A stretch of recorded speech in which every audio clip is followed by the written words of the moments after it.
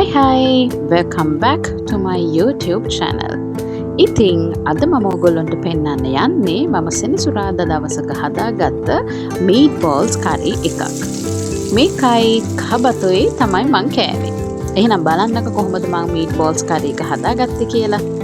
ඒත් එක්කම දිගටම තවත් අලුත් රෙසිපි වර්ග බලන්න දිගටම මගේ නාලිකාවත් එක්ක රැඳිලා ඉන්න කියලා ආරාධනා කරනවා.